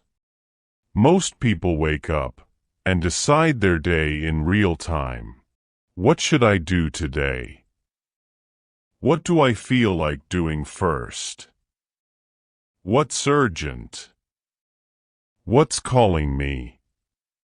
It sounds harmless, but it's expensive, because every decision costs energy. Tiny energy, but repeated hundreds of times, it drains you before you even start real work. Decision fatigue, the invisible thief. By noon, most people are already tired. Not from work, from deciding what to eat, what to reply, what to check, what to start, what to delay. Choice after choice, micro decisions, constant switching. Your brain burns energy, just figuring out what to do next. So by the time you finally sit down to focus, you're already mentally exhausted. And then you blame yourself. I lack discipline. No, you lack design. Watch how machines work. A machine doesn't ask questions. It doesn't negotiate. It doesn't say, I don't feel like running today. It runs, because it's built to run. Same time, same motion, every day. That's why machines are powerful. Not intelligence, not emotion, consistency. Winners remove thinking. This might shock you. High performers don't think more. They think less. About the small stuff. They remove decisions. So they can save energy for the big ones. Same wake time. Same morning routine. Same work blocks. Same shutdown time. No debate. No negotiation. Life becomes predictable, and predictable equals powerful. The calm advantage. When your day is pre-designed, something strange happens. You feel calm, not rushed, not chaotic. Because you're not reacting, you're executing. Execution feels light. Chaos feels heavy. Most people live reactively. Notifications decide their time. Messages decide their focus. Other people decide their schedule. So they feel pulled, scattered, stretched thin. But when you design your day, you stop reacting. You move deliberately. Like a sniper, not a firefighter. A simple truth. You don't need more discipline. You need fewer decisions. Read that again. Fewer decisions. Because every decision you remove is energy saved. And saved energy becomes focus. The quiet structure of winners. Look closely at people who win quietly. Their days look boring. Almost repetitive. Same mornings. Same hours. Same rituals. Nothing fancy. Nothing exciting. But that boredom is their advantage. Because boring routines compound. Exciting chaos burns out. Build your personal machine. So how do you design your days? Not complicated. Just intentional. Start simple. Morning anchor. Same wake time. Every day. No scrolling first. No chaos first. Protect your first hour, because that hour sets your brain's tone. Deep work blocks. Schedule focused work like appointments. Non-negotiable. Phone away. Notifications off. One task only. Nothing else exists. Default meals. Eat the same things often. Remove choice. Sounds boring. Good. Boring saves energy. Shut down ritual. Same ending. Every day. Close tasks. Plan tomorrow. Clear your desk. So your brain rests clean. Why this feels too simple. Most people want complex systems, fancy planners, complicated apps. But complexity creates friction. And friction kills consistency. Simple systems survive because they're easy to repeat. And repetition is everything. Stop seeing yourself as someone who tries. See yourself as someone who runs systems. Trying depends on mood. Systems run regardless. Trying is emotional. Systems are mechanical. Mechanical wins long term. The secret nobody tells you. Freedom doesn't come from flexibility. It comes from structure. Because structure removes stress. And stress steals clarity. When your day is designed, your mind relaxes. When your mind relaxes, you think better. And better thinking creates better results. You don't need to wake up inspired. You just need to wake up scheduled. You don't need heroic effort. You need predictable motion. Same steps. Every day. Quiet. Automatic. Like a machine. And machines don't burn out. They just run. But there's something else. Even with structure, if you're trying to do too much, you'll still feel heavy. Because overload kills focus. And focus is your only weapon. So next, we remove more. We simplify more. We cut deeper. Chapter 12. Cut 80% of your life. Elimination creates speed. Most people don't have a time problem. They have a clutter problem. Too many tasks. Too many goals. Too many conversations. Too many responsibilities. Too many little things. And every little thing steals a little energy, until one day you feel tired for no clear reason. Nothing big happened. No crisis. No disaster. Just drained. Constantly. Quietly. Because here's the truth most people never accept. You're not overwhelmed because life is hard. You're overwhelmed because you're carrying too much. The backpack you forgot you're wearing. Imagine this. You wake up every day, and someone hands you a backpack. Small at first. Just 1 or 2 items. A task. A favor. A request.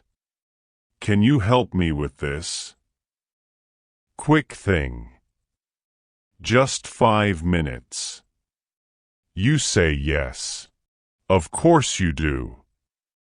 Because you're kind, responsible, helpful. So you keep adding things, day after day. Emails, meetings, obligations, plans, expectations. Years pass, and nobody tells you something important. You never took anything out, only added. So now, you're walking through life, with a 50-kilogram backpack, and wondering why you're tired. Of course you're tired. You're overloaded. The lie of doing more. We've been trained to believe something dangerous. That success means adding. Add more habits, more goals, more projects, more side hustles, more everything. Stack it up, pile it up. But nobody talks about subtraction. Nobody says, what if you removed things? What if you did less? Because less sounds lazy. But less is powerful. Less creates space. And space creates clarity.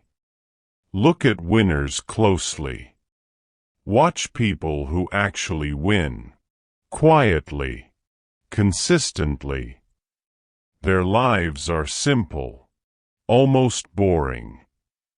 Not 10 projects. 1. Not 20 goals. 1. Not constant noise. Silence. They don't chase everything. They protect one thing. Because divided energy equals weak results. Concentrated energy equals power. Light through a window is warm. Light through a magnifying glass burns. Same light. Different focus. Your life is the same. The hidden cost of yes. Every time you say yes, you say no to something else. Yes to someone else's request means no to your focus. Yes to random plans means no to progress. Yes to distractions means no to winning. But because the cost isn't immediate, you don't notice it. It accumulates quietly, like dust, until you can't breathe. You don't need optimization. Most people try to optimize chaos. Better apps, better planners, better productivity hacks. But optimizing chaos is still chaos. You don't need better tools. You need fewer things. You don't clean faster. You own less. Minimalism isn't aesthetic. It's strategic. The 80% rule. Here's a hard truth. 80% of what you do doesn't matter. It feels busy. Not impactful. Only a small part actually moves your life forward. Very small. But because everything feels urgent, you treat everything equally. And when everything is important, nothing is. The uncomfortable exercise. Ask yourself this question, brutally honestly. If I could only keep 3 things in my life, what would they be? Not 10. 3. What actually matters? What actually moves you forward? Everything else is noise. But cutting noise feels scary, because we're addicted to activity. Doing nothing feels dangerous. But here's the twist. Space isn't nothing. Space is preparation. The power of emptiness. A crowded room feels stressful. A clean room feels calm. Same space. Different clutter. Your life is the same. When you remove excess, you think better. Move faster. Decide easier. Because there's less resistance. Less friction. Friction is the real enemy. Elimination creates speed. Most people try to go faster. Work faster. Move faster. Rush. But speed doesn't come from rushing. It comes from removing obstacles. A car doesn't drive faster by pushing harder. It drives faster when the road is clear. Clear your road. Cut the traffic. And suddenly, you fly. Stop being someone who adds. Become someone who removes. Every week, cut something. One commitment. One distraction. One unnecessary obligation. Protect your time like money, because it's worth more. You don't build focus by adding discipline. You build focus by removing options. Fewer choices. Fewer paths. One direction. That's how winners move. You don't need more. You need less. Less noise. Less pressure. Less obligations. Less life. So the right parts can grow bigger. Cut 80%. Keep 20%. And pour everything into that. That's how ordinary effort becomes extraordinary results. Now that your life is lighter, there's space. And in that space, you can finally do something powerful. Work quietly. Without announcing, without performing. Because real progress doesn't need an audience. Next. Chapter 13. Build in silence. Why private progress beats public noise. There's something strange about loud people. They talk a lot, but don't move much. Big announcements. Big plans. Big promises. Starting tomorrow. This year is different. Big things coming. And for a moment, it feels good. Because talking feels like progress. But it isn't. It's theater, not transformation. The illusion of movement. You've probably done this before. Everyone has. You get inspired, motivated, excited, and the first thing you do is tell someone. Post about it. Talk about it. Announce it. New project. New goals. New era. People react. They like it. Encourage you. Applaud you. And for a second, you feel accomplished. But here's the trap. You haven't done anything yet. Nothing changed. No work. No results. Just attention. And attention is addictive. The dopamine problem. Your brain can't tell the difference between real progress and social approval. Both feel rewarding. Both feel satisfying. So when people praise your idea, your brain relaxes, like you already achieved it, like the work is done. But the work hasn't even started. And now you're less hungry, less driven, less focused, because you already tasted the reward without earning it. That's dangerous. Why winners go quiet? Watch people who actually win, not influencers, not talkers, real builders. They disappear. Quiet, invisible, no updates, no noise.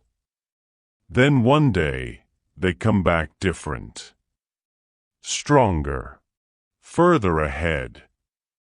While everyone else is still talking, they were building. Silently. Noise is expensive. Every time you explain your plans, you leak energy. Every time you argue online, you leak focus. Every time you scroll, you leak time. Noise isn't harmless. It costs you. Tiny pieces. Every day. Until you wonder why you never finish anything. Because your attention is scattered everywhere. The performance trap. Modern life teaches you to perform, not to build. Show progress. Look busy. Look productive. Post your journey. Document everything. But performance is not progress. It's distraction disguised as effort. Real progress is boring, repetitive, quiet. No one claps. No one notices. Which is exactly why most people quit. Because there's no audience. Silence protects focus. Silence is not loneliness. It's protection. Protection for your energy. Protection for your ideas. Protection for your momentum. Because when nobody knows what you're doing, nobody can interrupt you. Nobody can doubt you. Nobody can distract you. You just work. Undisturbed. Think about this. Seeds don't grow on the surface. They grow underground. In darkness. In silence. No applause. No witnesses. But that's where the real work happens. Roots first. Then growth. Then results. If you keep digging up the seed to show people it's growing, it never grows. Same with your life. The silent advantage. When you stop announcing, something powerful happens. You feel less pressure, less comparison, less expectation. You move naturally, not performatively. You stop worrying about how it looks, and focus on how it works. That's where mastery begins. The dangerous calm. There's a type of person people underestimate. Quiet. Calm. Unimpressive. They don't brag. Don't flex. Don't argue. But they're consistent. Every day. Small steps. Silent steps. And 6 months later, they're miles ahead. Not because they're talented. Because they weren't distracted. The new rule. From now on, stop telling. Start building. Stop explaining. Start executing. Stop posting. Start progressing. Let results speak. Because results are louder than words anyway. Your private season. You need a season nobody sees. A season where you disappear. Not socially, mentally. Where your phone is quiet. Your circle is small. Your attention is protected. And all you do is work on one thing. Every day. Not dramatic. Not heroic. Just consistent. Just focused. That's how people change their lives. Not loudly. Quietly. There's something peaceful about not proving anything. No updates. No pressure. Just you and your work. It feels lighter. Cleaner. Because you're not performing anymore. You're progressing. Let them talk. Let them scroll. Let them argue. While they make noise, you build.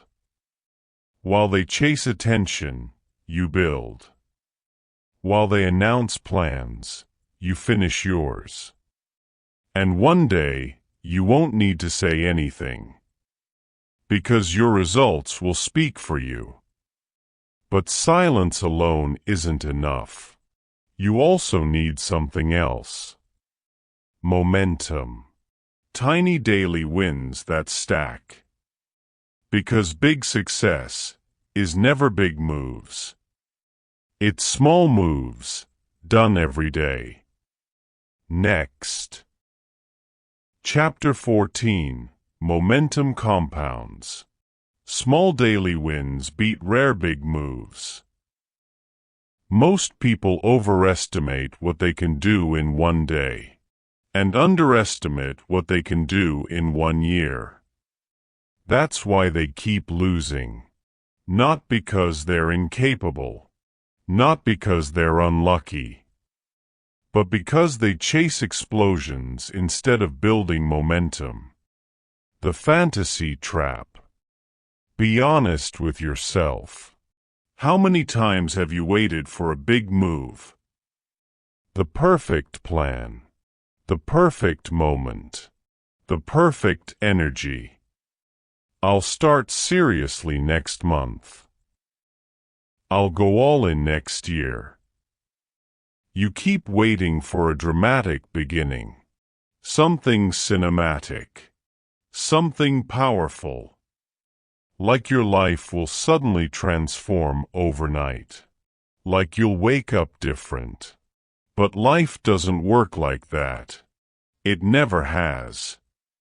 Real change is quiet. So quiet it feels insignificant. And that's exactly why most people ignore it. The big move lie. Movies taught you something dangerous. That success comes from one big moment. One decision. One breakthrough. One lucky break. But in real life, big moments are built from tiny ones. Nobody suddenly becomes great. They repeat small actions. Every day. 4 years. It just looks sudden from the outside. The gym example. Think about the gym. Nobody gets fit in one workout. You can't exercise for 10 hours one day, then skip the next 29 days. It doesn't work. Your body doesn't care about intensity. It responds to consistency. 20 minutes daily beats 5 hours once. Always. Life works the same way. Money works this way. Skills work this way. Confidence works this way. Focus works this way. Everything compounds. Everything stacks. But you keep trying to sprint, when life is a long walk. Sprinting burns you out. Walking builds endurance. The hidden math of progress. Here's something nobody teaches you. Small improvements multiply. 1 page a day. That's 365 pages a year. A full book. $1 saved daily. That's hundreds quietly stacking. 1 hour of deep focus daily. That's 365 hours. Almost 10 full work weeks. Read that again slowly. 10 weeks. Without stress. Without burnout. Without drama. Just daily consistency. Why people quit small steps. Here's the problem though. Small steps feel boring. They don't feel impressive. They don't look powerful. Nobody claps when you study 30 minutes. Nobody cheers when you save $5. Nobody praises you for working quietly. So your brain thinks it's pointless. You crave big wins, big feelings, big recognition. But big feelings don't build big lives. Small habits do. The silent builder mindset. Winners think differently. They don't ask, how can I change everything today? They ask, what tiny thing can I repeat forever? That's the shift. Forever beats intensity. Every time. Momentum is emotional too. There's something powerful about daily wins. Even tiny ones. They change how you feel about yourself. You start trusting yourself. Because you kept your word. Yesterday you said you'd do it. You did it. Today you said you'd do it. You did it again. That builds confidence. Not hype. Not motivation. But evidence. Proof that you show up. And when you trust yourself, everything gets easier. The snowball effect. Momentum is like a snowball. At first, it's tiny. Almost nothing. Feels useless. But you keep rolling it, day after day. And slowly, it gets bigger. Heavier. Stronger. Until one day, it moves on its own. That's the part most people never reach. Because they quit while it's still small. The frustration phase.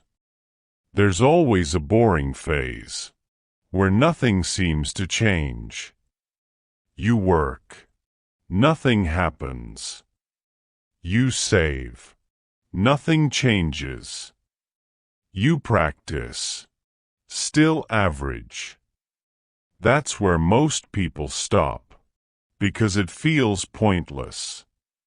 But that's exactly where the compounding begins. Right under the surface.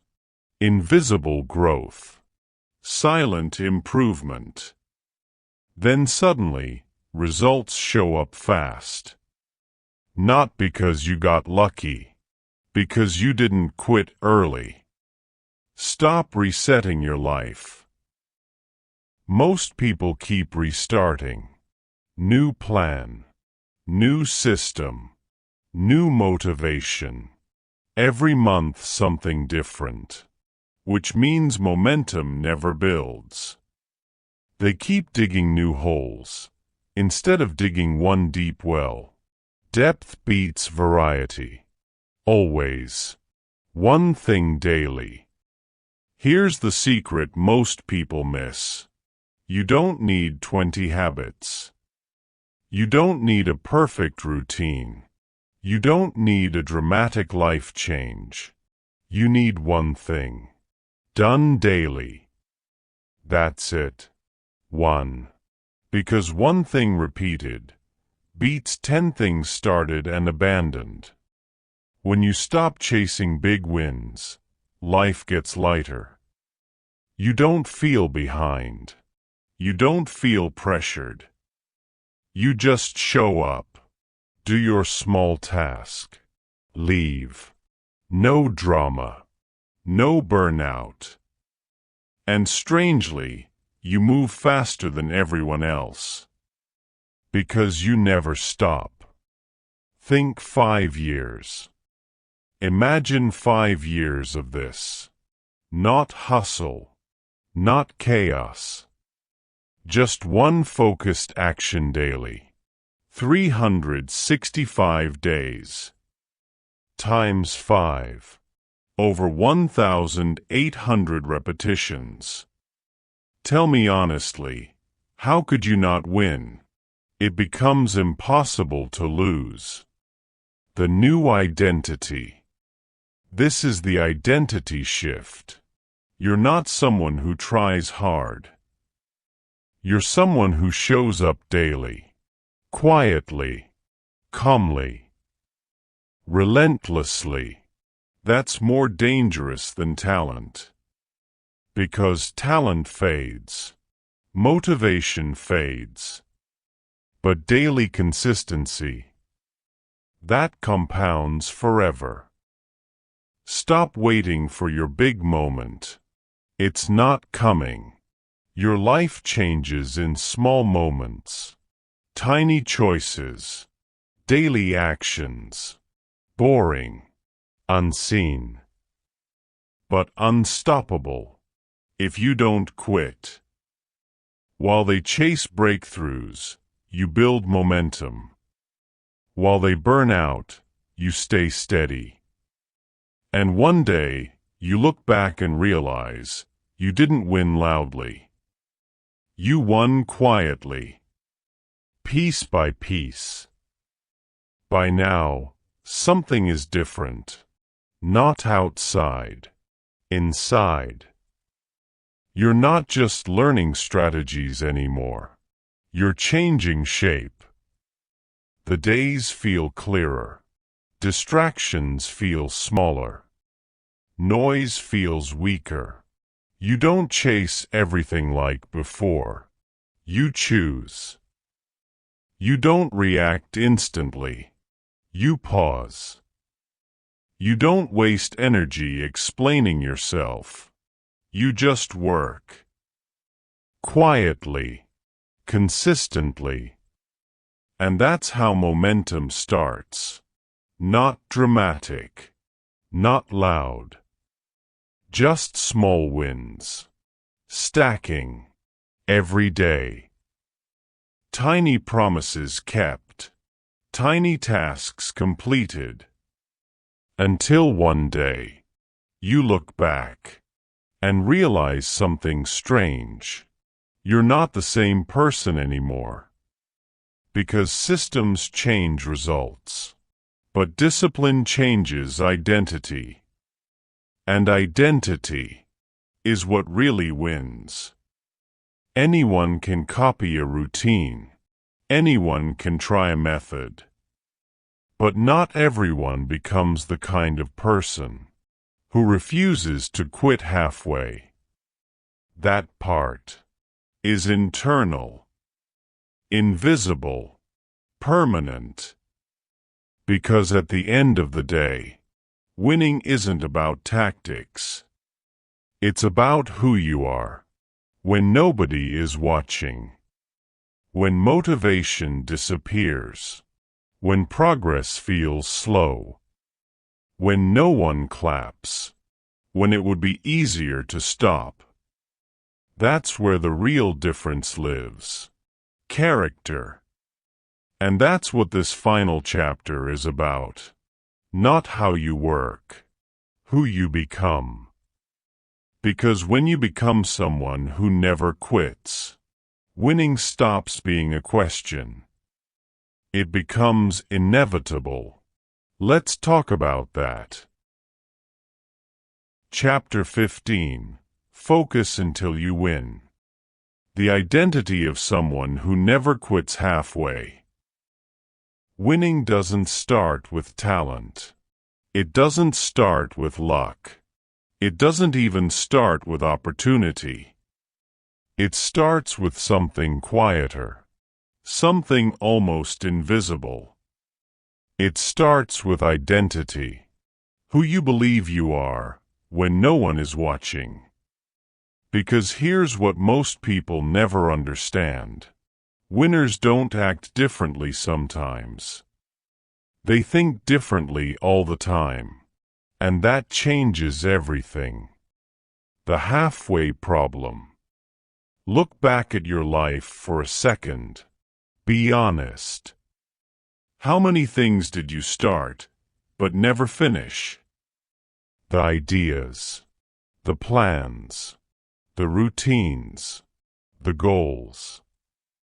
Gym memberships, books half read, courses half done, projects half built. Not because you're lazy, but because life pulled you away. Distractions, doubts, other people. You didn't fail loudly. You just faded quietly. And that's how most dreams die. Not in explosions. In slow exits. Halfway. Always halfway. The difference you never noticed. Now watch something carefully. This is subtle. Most people think winners are special, more gifted, more confident, more prepared.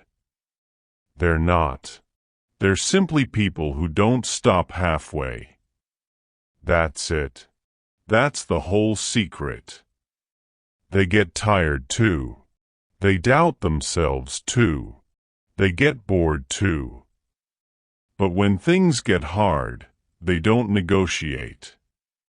They don't say, maybe this isn't for me. Maybe later. Maybe tomorrow. They say one thing. Keep going. Quietly, calmly, without drama, without announcing it. They just continue. Focus is a personality, not a tactic. Most people treat focus like a trick, like a productivity hack. Turn off your phone. Wake up early. Use a planner. Those things help. But that's not focus. Focus is deeper. Focus is identity. It's the kind of person you become. The kind of person who doesn't get pulled easily.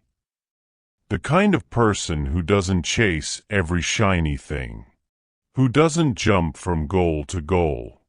Who doesn't abandon themselves halfway. Because quitting feels worse than continuing.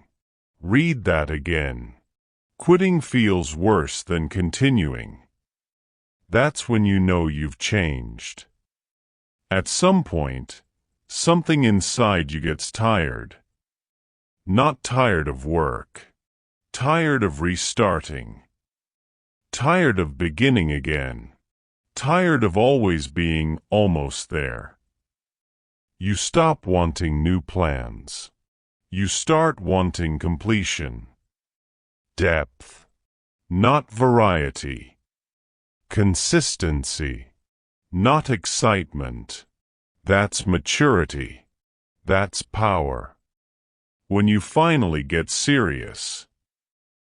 There's a moment that changes everything. It's not loud. No celebration. No dramatic speech. Just a quiet decision. I'm done playing small. I'm done being distracted. I'm done quitting. From that day, you stop negotiating with yourself. You said you'd do it. So you do it. Even when tired. Even when bored. Even when no one cares. Especially then. The lonely phase. Focus gets lonely sometimes. Let's be honest. While others hang out, you're working quietly. While others scroll, you're building. While others talk, you're learning. It can feel isolating, like you're missing out. But you're not missing out. You're trading short-term noise for long-term freedom. And that's a trade winners always make.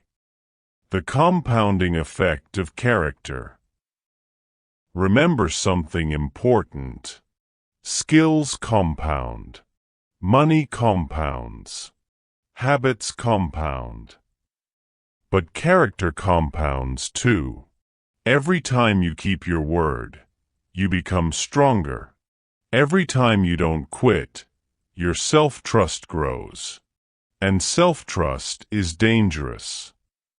Because once you trust yourself, nothing can stop you.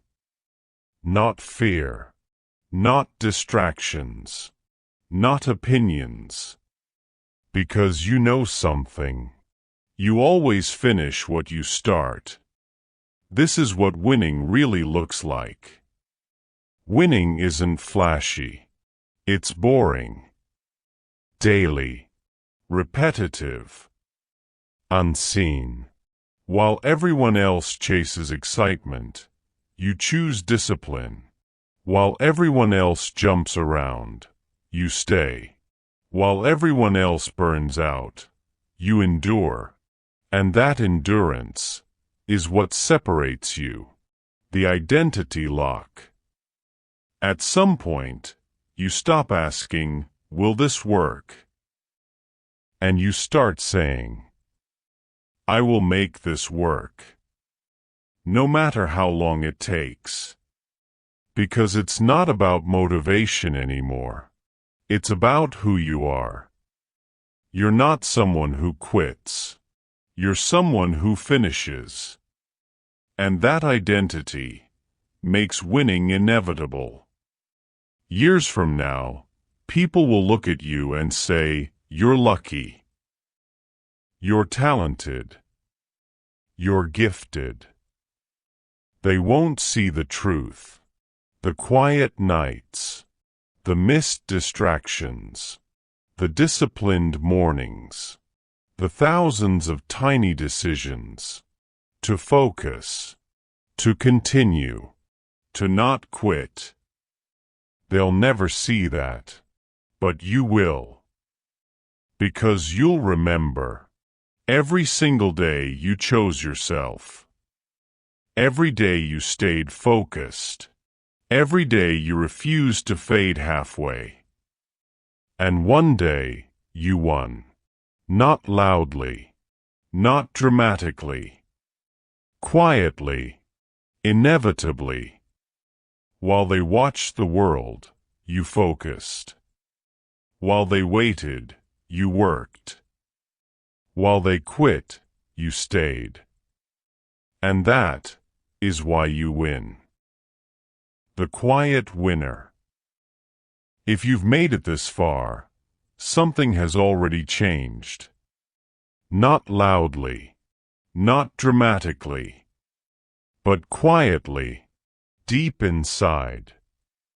Because you don't sit through something like this, unless a part of you is ready. Ready to stop drifting. Ready to stop reacting. Ready to stop living scattered. And finally, focused. Look back for a second. At who you were. The constant noise. The distractions. The half-finished plans. The tired promises. Always busy, but never really moving. Always trying, but never fully committing. Pulled in 10 directions. Owned by notifications. Owned by opinions. Owned by other people's urgency. And slowly, your life stopped feeling like yours. That's how most people live. Forever. Not because they're incapable, not because they're unlucky, but because they never protect their focus. And without focus, nothing compounds, nothing grows, nothing finishes. So they stay average, not by fate, by fragmentation. But you're not doing that anymore. You're different now. Not louder, stronger, calmer, sharper, less available, more intentional. You don't need to announce your goals. You don't need validation. You don't need everyone to understand you, because you finally understand yourself. And that's enough. More than enough. From now on, your life gets simpler. Not easier, simpler. Fewer distractions, fewer explanations, fewer empty conversations. More depth, more clarity, more real progress.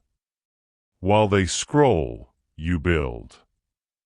While they talk, you work. While they chase everything, you choose one thing, and finish it.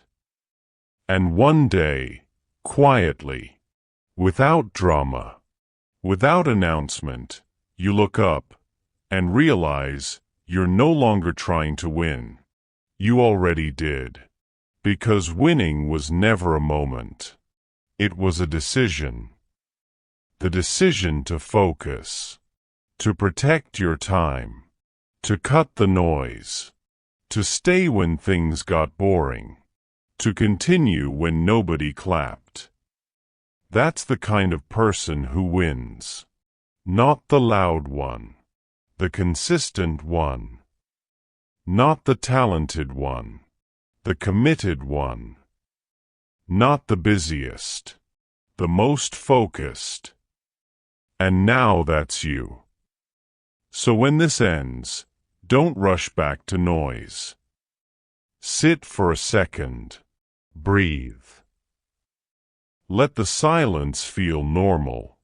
Let clarity feel natural. And remember something simple. Power doesn't always look aggressive. Sometimes it looks quiet. Still. Focused. Unbothered, moving forward while nobody notices. Until suddenly, everyone does. Focus on you. Let the world wait. And don't stop until you win. I'll see you at the top.